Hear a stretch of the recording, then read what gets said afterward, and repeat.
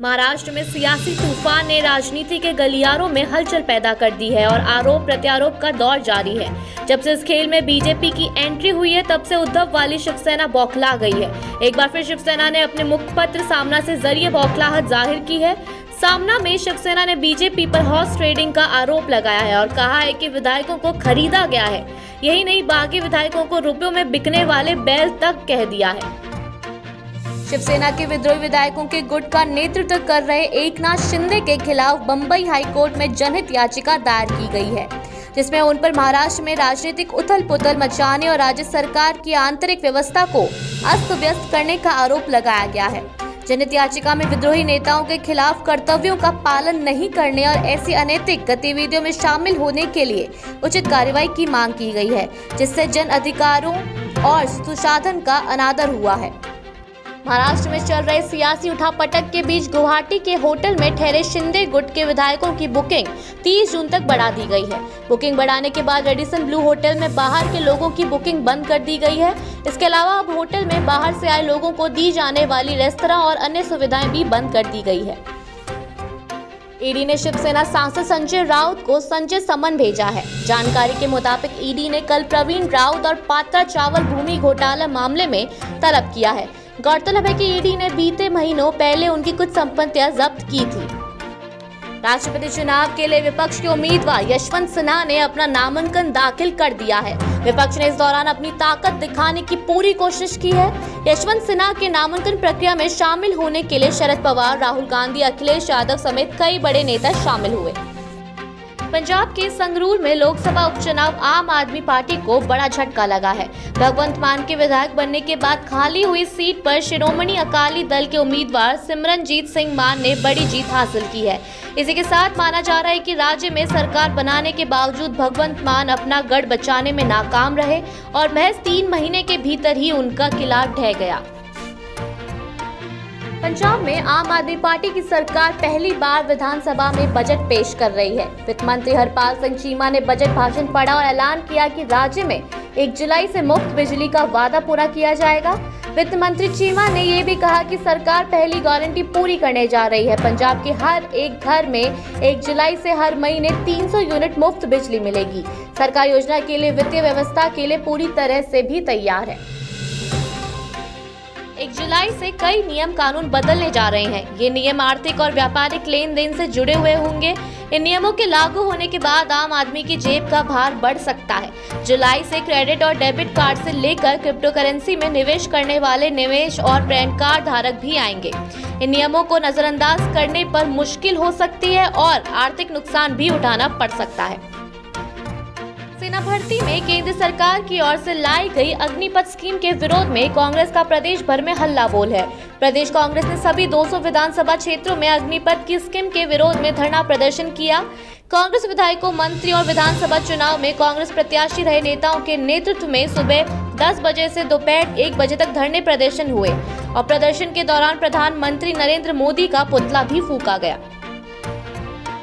विधानसभा में विपक्ष के कथित तौर पर स्टूडेंट फेडरेशन ऑफ इंडिया के कार्यकर्ताओं द्वारा कांग्रेस के पूर्व अध्यक्ष राहुल गांधी के वायनाड कार्यालय में तोड़फोड़ करने सहित अन्य मुद्दे उठाने और नारेबाजी करने के बाद सदन की कार्यवाही को शुरू होने के बाद कुछ समय के लिए स्थगित कर दी। सदन में प्रश्नकाल सुबह 9 बजे से शुरू हुआ। विपक्ष ने मेज थपथपाना शुरू कर दिया। फिर जैसे ही पहले सवाल का जवाब दिया जाने लगा, विपक्षी सदस्यों ने नारेबाजी शुरू कर दी। राज्य में दुर्लभ खनिज यूरेनियम उत्खनन के लिए LOI जारी करने के साथ ही राजस्थान यूरेनियम खनन के क्षेत्र में प्रवेश कर गया है। खान मंत्री प्रमोद जैन भाया ने बताया कि राज्य सरकार ने सीकर के पास खंडेला तहसील के रोहिल में यूरेनियम और के खनन के लिए यूरेनियम कॉर्पोरेशन ऑफ इंडिया को खनन पट्टा की लेटर ऑफ इंटेंट LOI जारी कर दी है। सफलता हमेशा कठोर परिश्रम के मार्ग से ही होकर गुजरती है। कोई अगर पूरी शिद्दत से सफर को पूरा कर ले तो वह मंजिल तक पहुंच ही जाता है। जिंदगी की तमाम मुश्किलों के बावजूद की गई कड़ी मेहनत सफलता का ताज पहना ही देती है। ऐसा ही कुछ कर दिखाया है बाड़मेर के गुद्देड़ी के लाल आसूराम गढ़वीर ने। आसूराम ने 20 रुपए रोजाना में दिहाड़ी मजदूरी भी की, लेकिन अपनी पढ़ाई को जारी रखा और इसका नतीजा ये हुआ कि बीते दिनों जारी हुए कॉलेज असिस्टेंट प्रोफेसर में परिणाम में इस शख्स ने अनुसूचित जाति वर्ग में राज्य भर में पहली रैंक हासिल कर डाली है। सनसिटी जोधपुर के मथुरा दास माथुर अस्पताल में बड़ी गलतफहमी सामने आई है। यह मोर्चरी में कार्यरत कर्मचारियों की लापरवाही के चलते 2 शव आपस में बदल गए। मोर्चरी के कर्मचारियों ने लावारिस शव की जगह दूसरे मृतक का शव अंतिम संस्कार करने के लिए इस काम को करने वाली संस्था को सौंप दिया। उसके बाद जब उस मृतक के परिजन शव लेने पहुंचे तो घटना का खुलासा हुआ। इस पर वे बिफर गए और वहां हंगामा खड़ा कर दिया। सूचना मिलने पर पुलिस और प्रशासन के आला अधिकारी वहां पहुंचे और जैसे तैसे समझाकर बुझाकर उनको शांत किया गया। असम उच्च माध्यमिक शिक्षा परिषद ने 12वीं क्लास की परीक्षा के नतीजे घोषित कर दिए हैं। परीक्षा में शामिल होने वाले छात्र छात्राओं को बोर्ड परीक्षा के नतीजों का बेसब्री से इंतजार था। अब उनका इंतजार खत्म हो गया है। छात्र आधिकारिक साइट पर जाकर रिजल्ट चेक कर सकते हैं। जम्मू कश्मीर में अमरनाथ यात्रा के लिए इस बार रिकॉर्ड संख्या में यात्रियों के पहुंचने की उम्मीद है। यात्रा का पहला जत्था जम्मू से 29 जून को रवाना होगा। यात्रा 30 जून से शुरू हो रही है और अभी तक 3 लाख तीर्थयात्रियों ने रजिस्ट्रेशन करा लिया है। रजिस्ट्रेशन के देश भर के अलग अलग बैंकों की 566 ब्रांच में किया जा रहा है। उम्मीद है कि इस बार सबसे अधिक श्रद्धालु दर्शन के लिए जाएंगे। राजधानी जयपुर के पटेल हॉस्टल में छापेमारी मामले में पुलिस को बड़ी सफलता हाथ लगी है। शनिवार की रात हुई छापेमारी में बम बनाने का सामान मिला था। इस मामले में पुलिस ने कई युवकों को हिरासत में लिया है। हालांकि उनसे पूछताछ के बाद उन्हें छोड़ दिया गया है। गौरतलब है कि सामान बरामद होने के बाद कदम कुआं थानाध्यक्ष विमलेंदु कुमार के बयान पर अज्ञात छात्रों पर प्राथमिकी दर्ज की गई थी। इसी मामले में पुलिस ने युवकों को हिरासत में भी लिया था। कोलकाता पुलिस ने पैगंबर मोहम्मद पर विवादित टिप्पणी करने के संबंध में बीजेपी के पूर्व नेता नवीन कुमार जिंदल के खिलाफ प्राथमिकी दर्ज की है। जिंदल को जांच में सहयोग देने के लिए नोटिस भी भेजा गया है। इससे पहले मुंबई, ठाणे और दिल्ली पुलिस ने भी जिंदल के खिलाफ प्राथमिकी दर्ज की थी।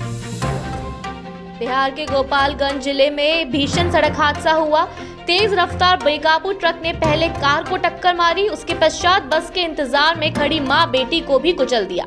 इस हादसे में दोनों गंभीर रूप से घायल हो गए हैं। इसके बाद अनियंत्रित ट्रक हाईवे किनारे बने घर में जाकर घुस गया। इसके मकान पूरी तरह से क्षतिग्रस्त हो गया।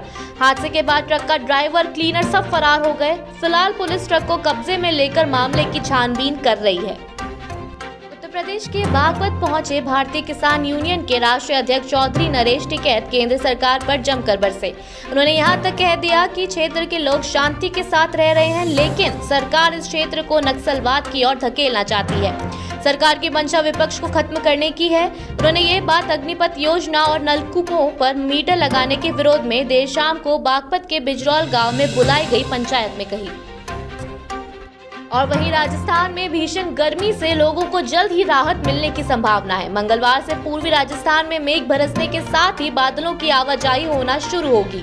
मौसम विशेषज्ञों के अनुसार कि राजस्थान के पूर्व भाग कोटा, उदयपुर, भरतपुर, जयपुर व अजमेर संभाग के जिलों में आगामी 3 से 4 दिनों में मानसून के प्रवेश करने से संभाग के इन जिलों में मेघ गर्जन के साथ बारिश की गतिविधियों में बढ़ोतरी होने की संभावना जताई जा रही है।